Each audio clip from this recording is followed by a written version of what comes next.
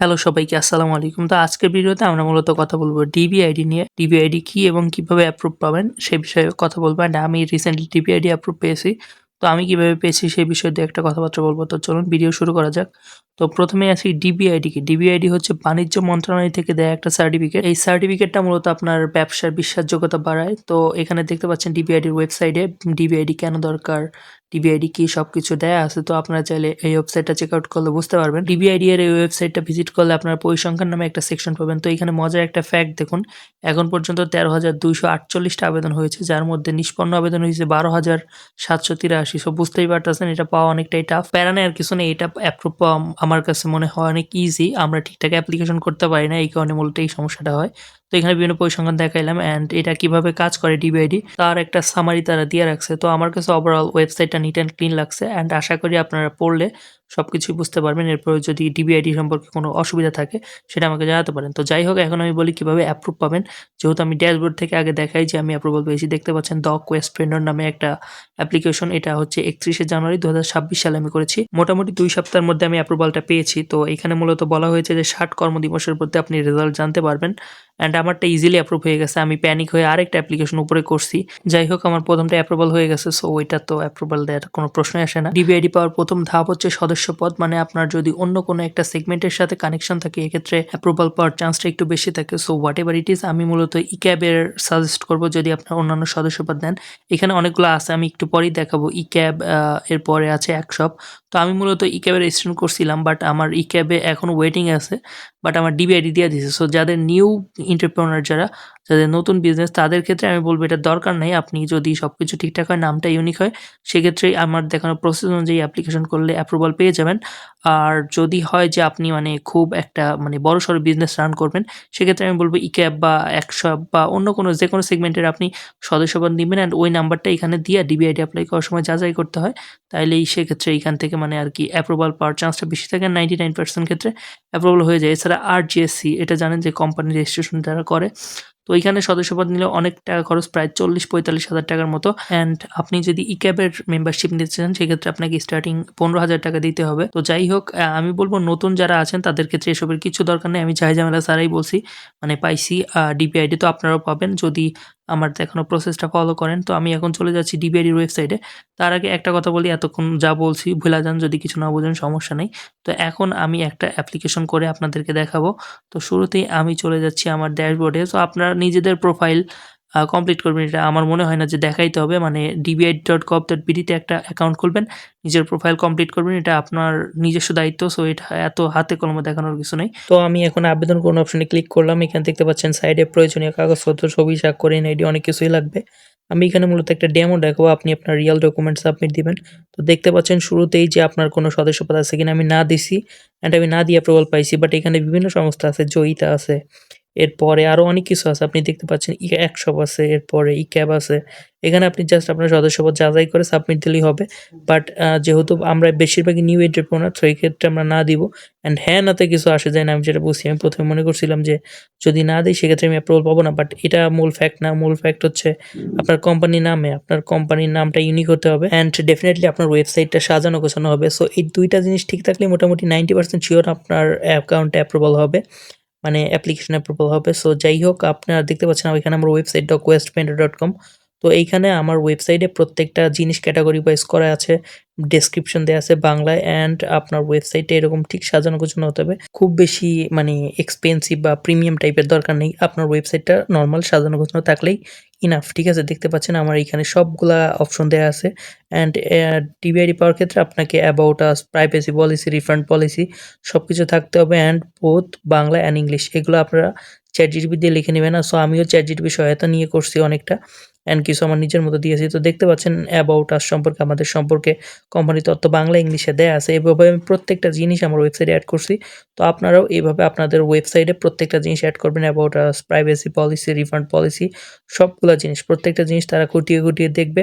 দেখার পর যদি ওয়েবসাইটটা রিয়াল মনে হয় তারা সেক্ষেত্রে অ্যাপ্রুভাল দিবেন। অ্যান্ড আপনাদের সুবিধার্থে আমি আমার ওয়েবসাইটের লিঙ্কটা ডেসক্রিপশনে দিয়ে রাখবো। আপনারা চাইলে আমার ওয়েবসাইট চেক আউট করে ডেমো হিসেবে আমি যেভাবে সাজাইছি একটা আইডিয়া নিতে পারেন। আমারটা হুবহু কপি করতে হবে এমন না, বাট আপনি আমার মতো করে ChatGPT-র সহায়তা নিয়ে বা Gemini আছে, সো এগুলোর সহায়তা নিয়ে আপনি আপনার ওয়েবসাইটটা সাজিয়ে গুছিয়ে রাখবেন। এরপরে আবেদন করবেন। আশা করি অ্যাপ্রুভাল পেয়ে যাবেন। অ্যান্ড আরেকটা কথা, সেটা হচ্ছে আপনি আবেদন করার পর যদি আবেদন ব্যর্থ হয়, সেক্ষেত্রে তারা কারণটা মেনশন করে দেয়, মানে কেন অ্যাপ্রুভাল দেওয়া হয়নি। তো ওই জিনিসটা খেয়াল করবেন যে কী কারণে আপনার ওয়েবসাইটটা অ্যাপ্রুভাল হয়নি। তো ওই জায়গাটায় কাজ করলে আপনার অ্যাপ্রুভাল দিয়ে দিবে। তো এখন আমরা চলে আসছি আবেদন সেগমেন্টে। তো এখানে আপনার প্রতিষ্ঠানের নাম দিবেন। আমি আমার প্রতিষ্ঠানের নাম দিলাম। অ্যান্ড নামটা অবশ্যই ইউনিক হতে হবে। ইউনিক নাম না হলে অ্যাপ্রুভাল পাওয়া একটু টাফ। কারণ সেম নামে ধরুন অন্য কেউ আগে থেকে ডিবিআইডি নিয়েছে, সেক্ষেত্রে আপনি অ্যাপ্রুভাল পাবেন না। এই কারণে আপনার বিজনেসের নামটা ইউনিক হওয়া দরকার এবং নিচে ইংলিশে আপনার বিজনেসের নাম দিয়ে দিবেন। তো এরপরে দেখতে পাচ্ছেন ওয়েবসাইট এবং ফেসবুক পেজ লিঙ্ক। আমার যেহেতু কোনো ফেসবুক পেজ নাই, তো যেকোনো একটা দিলেই হচ্ছে। আমি মূলত ওয়েবসাইট লিঙ্ক দিয়েই অ্যাপ্রুভালটা পেয়েছি। তো আপনারা ফেসবুক পেজ থাকলে দিতে পারেন, এক্ষেত্রে অ্যাপ্রুভালের চান্স আরও বেড়েছে। তো আমি মনে করেন যে সবচেয়ে কম পরিমাণ ডেটা দিয়ে আমি অ্যাপ্রুভ পাইছি, বাট আমি মেইন জায়গাগুলোতে ফোকাস করেছিলাম, যে কারণে আমার মনে হয় আমি অ্যাপ্রুভালটা পাইছি। তো আপনারা মেইন জিনিসগুলো ঠিক রাখলেই আর বাদবাকিগুলা এটা কোনো প্যারাই না, ঠিক আছে? তো আপনি আপনার এইখানে প্রতিষ্ঠানের অ্যাড্রেস, কোথায় অফিস-টফিস, আমি এখানে জাস্ট ডেমো হিসেবে দিচ্ছি। তো আপনারা আপনার মতো সঠিক তথ্য দিবেন। এরপর একইভাবে পর্যায়ক্রমে আপনার সকল অ্যাড্রেস দিবেন, ফোন নম্বর, ইমেইল সবকিছু সঠিকভাবে দিবেন। কারণ এই নম্বরেই আপনার রেজিস্ট্রেশন হয়ে যাবে। তো যাই হোক, এরপরে কোম্পানি রেজিস্ট্রেশন নম্বর দেখতে পাচ্ছেন। এখানে আমি ব্ল্যাংক রাখছিলাম, তো আপনারা ব্ল্যাংক রাখতে পারেন। অ্যান্ড এই ব্যবসা শুরুর সাল-টাল সবকিছু, ট্রেড লাইসেন্স সবকিছু দিবেন। অ্যান্ড এখানে আমি একটা ইস্যু ফেস করলাম, সেটা হচ্ছে ট্রেড লাইসেন্সের ক্ষেত্রে ট্রেড লাইসেন্স নম্বর দিলে সেটা কেন জানি নেয় না। আমি এখানে র‍্যান্ডম একটা নাম্বার দিলাম। তো আপনি যদি আপনার রিয়েল ট্রেড লাইসেন্স নাম্বারও দেন, সেক্ষেত্রে এখানে দেখাবে সার্ভার কোনো প্রসেস, মানে এখানে সার্ভারে হয়তো কোনো ঝামেলা আছে। অ্যান্ড দেখতে পাচ্ছেন টিনের উপরে বিন, বিনে কোনো ঝামেলা করে না। টিন নম্বরের সামনে জাস্ট একটা 0 লাগাইয়া দিবেন, তাইলে হয়ে যাবে বিন নম্বর। অ্যান্ড টিন সার্টিফিকেট বা টিন নম্বর যেহেতু এভাবে সাবমিট করা যায় না, তাই অন্যান্য তথ্যাবলিতে আপনি টিন নম্বরটা মেনশন করে দিবেন। কারণ টিন নম্বরটা খুবই ইম্পর্টেন্ট। আপনি কর প্রদান করেন কিনা, এটা মানে একটা মুখ্য একটা বিষয়, আপনি বুঝতেই পারতেছেন। দেন আপনার ব্যবসা অনুযায়ী ব্যবসার ধরন সিলেক্ট করে এটা সাবমিট দিবেন। অ্যান্ড আমি এখানে র‍্যান্ডমলি সাবমিট করতেছি, তো যার কারণে ঝামেলাটা হচ্ছে। আপনি আপনার ইমেইল রিয়েল যেই ডকুমেন্ট আছে সেগুলো বেস করে সাবমিট দিবেন। দেন পরবর্তী ধাপে চলে যাবেন। পরবর্তী ধাপে মূলত আপনাকে মালিকানার তথ্যাদি দিতে হবে। তো এখানে দেখতে পাচ্ছেন মালিকের বিভিন্ন তথ্যাদি সাবমিট করতে হবে। তো এখানে প্রথমেই দেখা যাচ্ছে যে নাগরিকের ফোন নাম্বার, জাতীয় পরিচয়পত্র। তো এইখানেও আরেকটা ঝামেলা আছে, এটা নেয় না। ওয়েবসাইটে হয়তো অনেক বেশি বাগ আছে। তো যাই হোক, আপনারা মূলত এখানে সাবমিট দিয়ে নিচে দেখতে পাচ্ছেন একটা অপশন আছে, যাচাই ছাড়া এগুতে, এখানে ক্লিক করুন। তো ওইখানে আপনার সবগুলো সাবমিট দিয়ে দেন ওইখানে ক্লিক করবেন। তারপরেই আপনারা পরবর্তী ধাপে যাইতে পারবেন। তো আমি এখানে দেখাইয়া দিচ্ছি সবকিছু। এরপর এখানে মালিকের সবকিছু তথ্য দিতে হবে। আর আমারটা ছিল সোল প্রপার্টি, মানে একক মালিকানাধীন। তো আপনাদের ক্যাটেগরি অনুযায়ী পার্টনারশিপ হইলে পার্টনারশিপের সব ডকুমেন্ট দিতে হবে। অ্যান্ড এগুলা ভাই কোনো প্যানিকই না, এগুলা কোনো বিষয় না, এগুলা সবাই সাবমিট দিবে। আমি জাস্ট একটা ডেমো দেখাচ্ছি অ্যান্ড আমি কোথায় বাগ আছে সেটাও বলে দিছি। ভবিষ্যতে হয়তো এগুলা থাকবে না বা অনেক কিছু চেঞ্জ হবে। বাট যতক্ষণ পর্যন্ত থাকবে ততক্ষণ পর্যন্ত আরকি ভিডিওটা, ঠিক আছে নাকি? তো যাই হোক, আপনারা সবকিছু ঠিকঠাকভাবে সাবমিট দিবেন। আমি এখানে জাস্ট একটা ডেমো হিসেবে সাবমিট দিচ্ছি। তো এই সাবমিটটা মেইন বিষয় না, মেইন বিষয় হচ্ছে আপনার কোম্পানির নাম এবং আমি বলতেছি ওয়েবসাইট। তো এই ২ টা জিনিস যদি ঠিক থাকে, নামটা ইউনিক হয়, সেক্ষেত্রে এইটা অ্যাপ্রুভাল পাওয়া কোনো বিষয়ই না ভাই। পরবর্তী ধাপে প্রয়োজন হবে আবেদনকারীর তথ্যাদি। তো এখানে আবেদনকারীর তথ্যাদি সাবমিট করবেন। যেহেতু এখানে আমার এনআইডি দেয়া আছে, তাই আমি আর এই পেজটা দেখাইলাম না। অ্যান্ড প্রোফাইল কমপ্লিট করলে আপনার এই পেজটা অটোমেটিক দেখাইয়া দিবে। অ্যাকাউন্ট খোলার পর আপনার প্রোফাইল কমপ্লিট করলে আপনি যেহেতু আবেদনকারী, এখানে বাই ডিফল্ট ভাবে সবগুলো তথ্য থাকবে। তো এইখানে আপনাদের সবই স্বাক্ষর অনেক কিছুই প্রয়োজন হবে। অ্যান্ড এখানে দেখতে পাচ্ছেন আপনি কি প্রতিষ্ঠানের মালিক? হ্যাঁ হইলে হ্যাঁ দিবেন, না হইলে না দিবেন। তো স্বাক্ষরের নিচে একটা অপশন পাবেন অথরাইজেশন নামে। তো ওইখানে কোনো কিছু সাবমিট দেওয়ার দরকার নেই, আমি দিছিলাম না। তারপরে অ্যাপ্রুভাল পাইছি। তো যাই হোক, এখানে মূলত আবেদনকারীর সকল ইনফরমেশন দিবেন। এইখানে স্বাক্ষর দেওয়ার ক্ষেত্রে আপনি আপনার নিজের স্বাক্ষর খাতায় লিখে ছবি তুলে তারপরে সাবমিট দিবেন।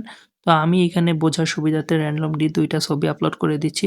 তো আপনি আপনার মতো আপনার রিয়াল যে ডকুমেন্ট স্বাক্ষর সেটা সাবমিট করবেন। অ্যান্ড যদি অথরাইজেশন ডকুমেন্ট থেকে থাকে তাহলে সেটাও সাবমিট করবেন। তো এগুলো সাবমিট করার পরে আপনি চলে যাবেন পরবর্তী ধাপে, যেখানে পাবেন যোগাযোগের তথ্যাদি। তো এই ফর্মটা ফিল আপ করবেন। এটা মূলত আপনার প্রোফাইল কমপ্লিট করলে অটোমেটিক নিয়ে নেয়। সংযুক্তি সেগমেন্টটা ইম্পর্টেন্ট, কারণ এইখানে আপনার ট্রেড লাইসেন্সের কপি আপলোড করতে হবে। আর অবশ্যই গণ্যমান্য ব্যক্তির অর্থাৎ সুপারিশ বা নাগরিক যে চারিত্রিক সনদটা আছে, সেটা আপনার ইউনিয়ন বা পৌরসভা থেকে কালেক্ট করবেন, গেলেই দিয়া দেয়। তো ওইখানে যেয়ে বলবেন যে আমার একটা নাগরিক সনদপত্র লাগবে। সো এটা ২ মিনিটের কাজ। ওখানে ওদের ফর্ম থাকে। জাস্ট আপনার নাম লিখে স্বাক্ষর করে দিবে, শেষ। তো আপনার ওই জিনিসটা কালেক্ট করে দিবেন। যদি আপনারা আপনারা ডেডিকেটেডলি অ্যাপ্রুভাল চান। কারণ অ্যাপ্রুভালের ক্ষেত্রে এই এক্সট্রা তথ্যগুলো খুবই ইম্পোর্টেন্ট। তো সংযুক্তির পরে আপনারা পরবর্তী ধাপে গিয়ে দাখিল করে দিবেন। তো আমি যেহেতু এটা জাস্ট একটা হুদাই অ্যাপ্লিকেশন করছি, এজন্য আমি আর এটা সাবমিট দিব না। অ্যান্ড আমার অলরেডি একটা ডিবিআইডি আছে, তো আমার আর দরকার নেই।